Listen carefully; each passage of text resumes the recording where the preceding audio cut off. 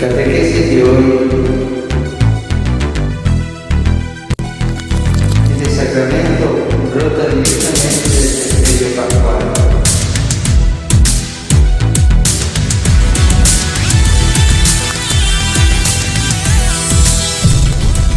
La confesión que se realiza de forma personal. Es necesario confesar con humildad los propios pecados ante el sacerdote, que es nuestro hermano. Por eso no basta pedir perdón al Señor interiormente.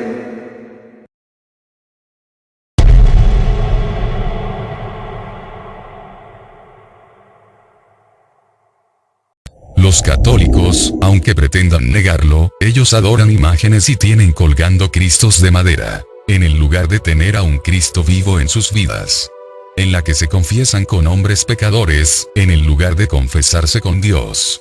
Todo lo que saben hacer es seguir tradiciones humanas, y el fundamento de sus doctrinas no es la Biblia.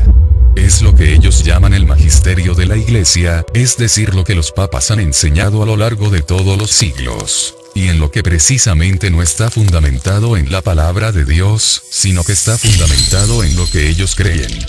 Como ellos piensan que los papas son infalibles, y que no pueden estar equivocados. Y si un buen día un papa de turno, se levanta una mañana y dice yo creo, y firma una bula papal, un edicto, o un dogma. Y todo católico debe de aceptar, catar y creer ese dogma o mandato. Porque si no cree, es un maldito y condenado excomulgado de la secta, y por lo tanto lo determinan a morir en el infierno, típico de toda secta. Nuestra fe debe de estar fundamentada en la palabra de Dios, y no en sabiduría de hombres. Por eso es vital e importante que un cristiano tenga que escudriñar constantemente las sagradas escrituras. Desgraciadamente uno de los mayores problemas del cristianismo actual es la ignorancia bíblica. Y no me refiero exclusivamente a los católicos, esto también van para los evangélicos, los protestantes, los calvinistas, los bautistas, los adventistas, los testigos, los presbiterianos, los reformados, los metodistas y todas las denominaciones en general. Escuchen bien. Hay una enorme ignorancia de las sagradas escrituras en la iglesia actual. Las iglesias solo están llenas de gente. En este sacramento que vamos a tratar es el que tiene que ver con los pecados. Todo cristiano sabe la importancia que el pecado tiene en la vida cristiana. Y todos sabemos los estragos que tiene la culpa en el corazón de un cristiano. Y el diablo también lo sabe. Por eso usa la culpa contra ti, y la usa como instrumento para pisotearte, para alejarte de Dios.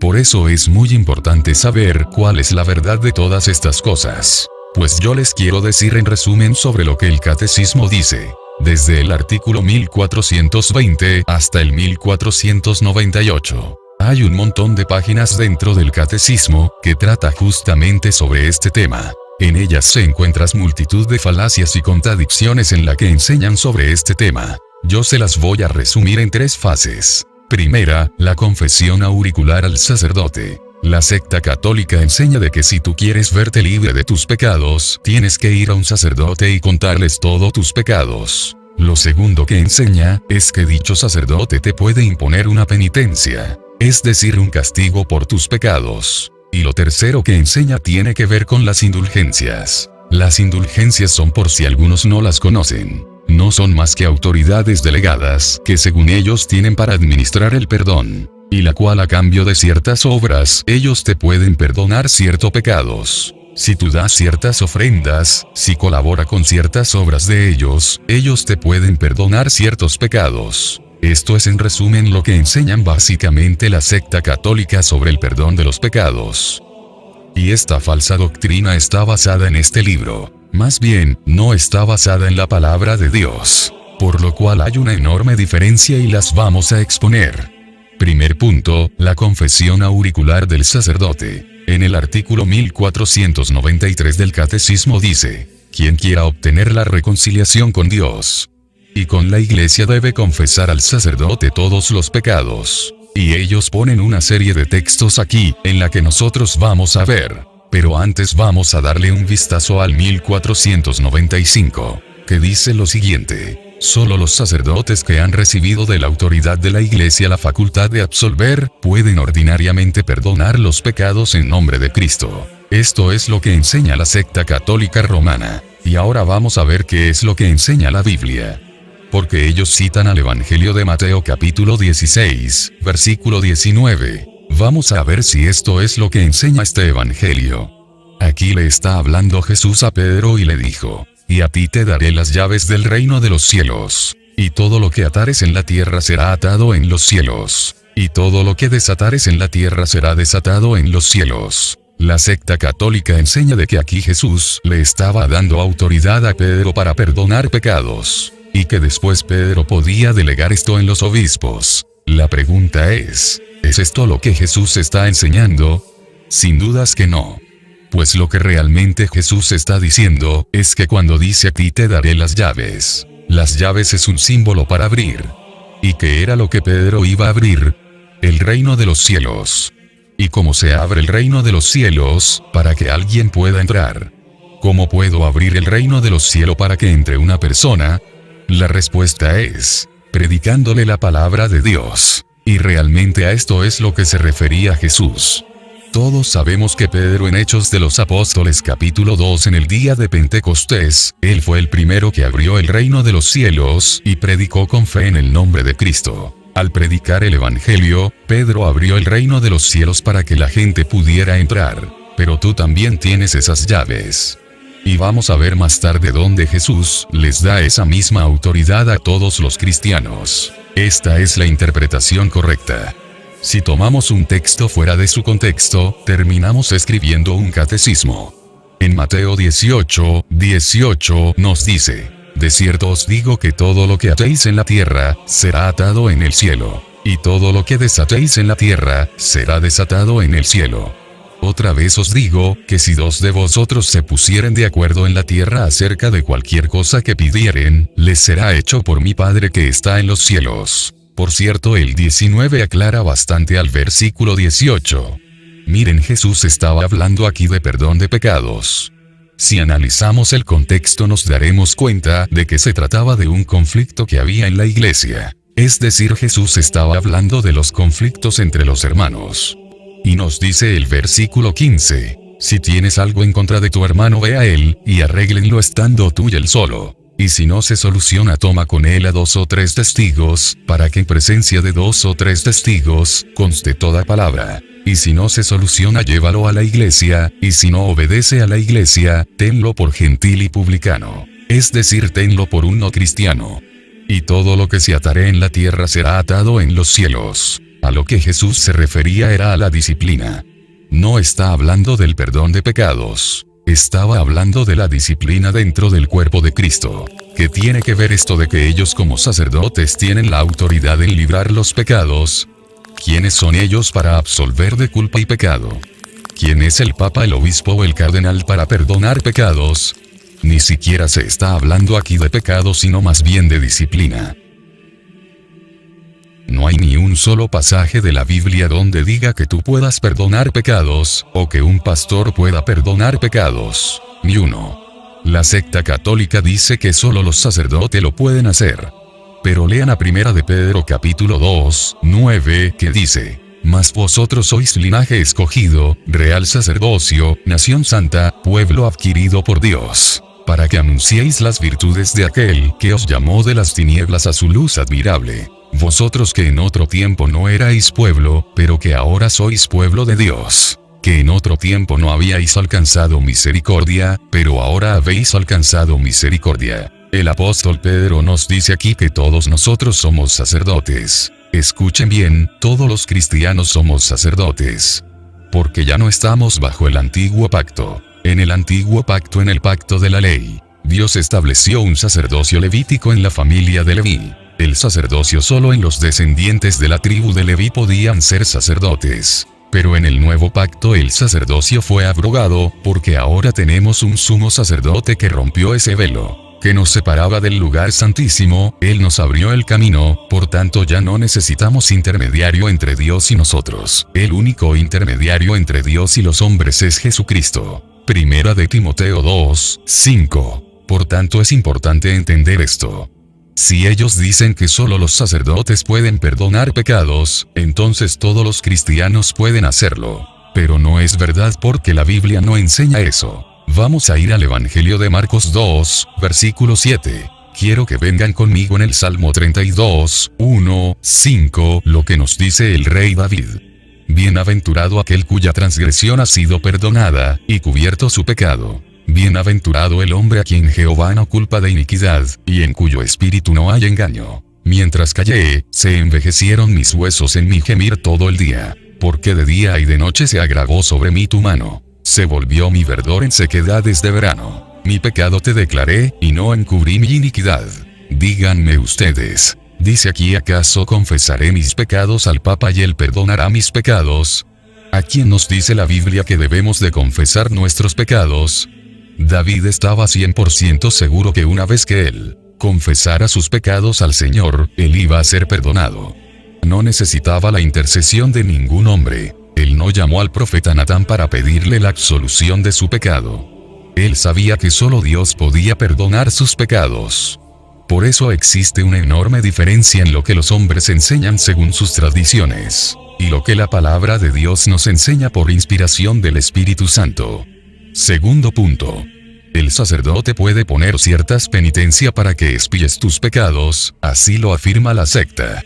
En el artículo 1494, dice, el confesor impone al penitente el cumplimiento de ciertos actos de satisfacción o de penitencia. Y en el 1460 dice, la penitencia que el confesor impone, escuchen bien porque esto no tiene desperdicio. La penitencia que el confesor impone debe tener en cuenta la situación personal del penitente y buscar su bien espiritual. Debe corresponder todo lo posible a la gravedad y a la naturaleza de los pecados cometidos. Puede consistir en la oración, en ofrendas, en obras de misericordia, servicios al prójimo, privaciones voluntarias, sacrificios y sobre todo, la aceptación paciente de la cruz que debemos llevar. Tales penitencias ayudan a configurarnos con Cristo. Debe tener en cuenta la situación personal del penitente. Yo se lo traduzco. Ellos dicen aquí que si la persona que se confiesa es pobre, pues ellos simplemente mandarán a rezar unos cuantos Ave María. Ahora si es rico, ya tendrá que hacer una ofrenda bien cuantiosa. Es decir que si el pecado es muy grande, ya tendrá que sacrificarse en desprenderse con sacar una buena tajada de la tarta. Cuando dice puede consistir en la oración, ¿acaso la oración es un castigo? Tienes que rezar 20 Padre Nuestro, 30 Ave María, 15 rosarios y todas las letanías. Si entendiéramos que el sacerdote debe de imponer estas penitencias para darte la absolución de tus pecados, la pregunta es, ¿dónde queda el sacrificio de Jesucristo? Al parecer no sirvió para nada, pues si tienes que pagar por tus pecados, entonces ¿para qué murió Jesús? ¿No hacemos nula la obra de Cristo en la cruz? ¿No estaríamos menospreciando la obra de Cristo y enseñando a las personas a ganarse el perdón de sus pecados? ¿Acaso podemos ganarnos el perdón de nuestros pecados? Isaías dice, nuestras mejores obras son como trapo de inmundicia. Hebreos 10, 12, 14, dice, pero Cristo, habiendo ofrecido una vez para siempre un solo sacrificio por los pecados, se ha sentado a la diestra de Dios, de ahí en adelante esperando hasta que sus enemigos sean puestos por estrado de sus pies, porque con una sola ofrenda hizo perfectos para siempre a los santificados. Y ahora no tengo más remedio que preguntarme, como hay tantas diferencias en lo que dice el catecismo y lo que nos dice la Biblia, la pregunta es, ¿quién dice la verdad? ¿Será esto verdad lo que nos dice el catecismo? ¿O será verdad lo que dice la palabra de Dios? ¿Se equivocará Dios, o se equivocarán los hombres? Este es un texto que mal utilizan los católicos romanos. Es Juan capítulo 20, 21, 23. Entonces Jesús les dijo otra vez, paz a vosotros, como me envió el Padre, así también yo os envío. Y habiendo dicho esto, sopló, y les dijo, recibid el Espíritu Santo, a quienes remitiereis los pecados, les son remitidos, y a quienes se los retuviereis, les son retenidos. ¿Acaso aquí se les está diciendo a los apóstoles en tener potestad de limpiar los pecados? Esto era lo que estaba diciendo Jesús. Para eso fue que Jesús los envió. Como en el versículo 20 dice, Como me envió el Padre, así también yo os envío. La pregunta es, ¿para qué misión envió Jesús a sus discípulos?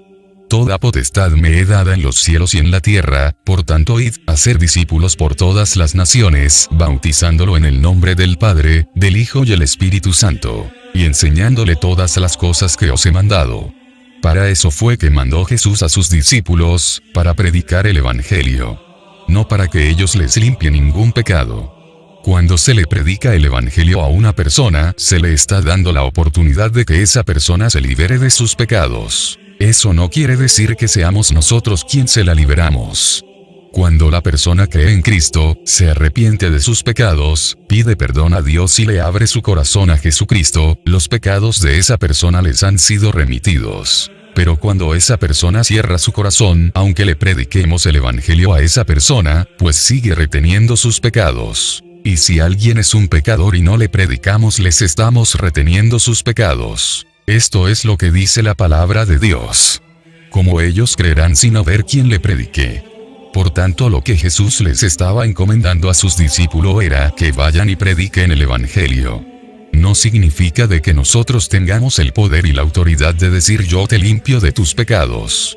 Porque ningún ser humano tiene esa autoridad dada por parte de Dios. La autoridad de los pastores en asuntos de fe es una autoridad delegada. Un pastor no tiene más autoridad que la que Dios le ha delegado, que es su palabra. Ellos tienen una autoridad limitada. Y recuerden, solo Dios tiene la única autoridad para limpiarnos de pecado. Ustedes no tienen ni la mínima idea de cuántas contradicciones contiene este libro. De un párrafo a otro hay unas contradicciones enormes. Pues por poner un ejemplo, en el artículo 1470, nos dice lo siguiente: en este sacramento, el pecador, confiándose al juicio misericordioso de Dios, anticipa en cierta manera el juicio al que será sometido al fin de esta vida terrena. Porque es ahora, en esta vida, cuando nos es ofrecida la elección entre la vida y la muerte, y solo por el camino de la conversión podemos entrar en el reino del que el pecado grave nos aparta. Y pues enseñando en el nombre de Dios, citan algunos textos de la Biblia. Y es cierto que es en esta vida, en la que podemos elegir entre la vida y la muerte. Es en esta vida en la que podemos decidir si vivir con el Señor en la eternidad, o ser condenado. Pues esto es lo que dice en esta página del 1470, y aquí en la página 1471 se nos dice: todo fiel puede lucrar, es decir, pagar, para sí mismo aplicar por los difuntos, a manera de sufragio, las indulgencias tanto parciales como plenarias. Es decir, usted puede pagar para que los pecados de su madre, padre, hermano o cualquier miembro de la familia pueda salir del purgatorio. Pero no es una contradicción cuando se nos había dicho que es en esta vida en la que podemos tener elección de si queremos vivir con Dios o no. No nos sirve de nada que usted pague para que a un familiar les sea perdonado 1000 años de purgatorio. Esto es un engaño vulgar y no tiene sustento bíblico. Pues hemos demostrado que todo lo que se enseña aquí es pura basura. Todo este engaño se remonta en el siglo XVI,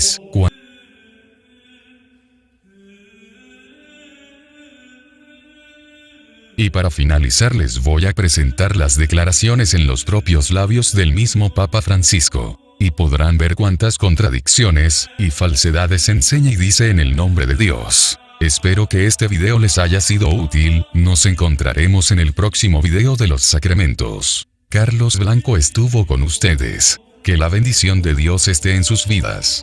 Hasta la próxima. Este sacramento brota directamente del misterio pascual. Jesús, resucitado, se apareció a sus apóstoles y les dijo: reciban el Espíritu Santo. A quienes perdonen los pecados quedarán perdonados. Así pues, el perdón de los pecados no es fruto de nuestro esfuerzo personal, sino es un regalo, un don del Espíritu Santo que nos purifica con la misericordia y la gracia del Padre. Nos puede hacer bien hoy pensar a cada uno: ¿cuánto tiempo hace que no me confieso? Cada uno responda. Acercarse con frecuencia al sacramento de la penitencia, a confesarse. Pater, Filius, Spiritus Sanctus.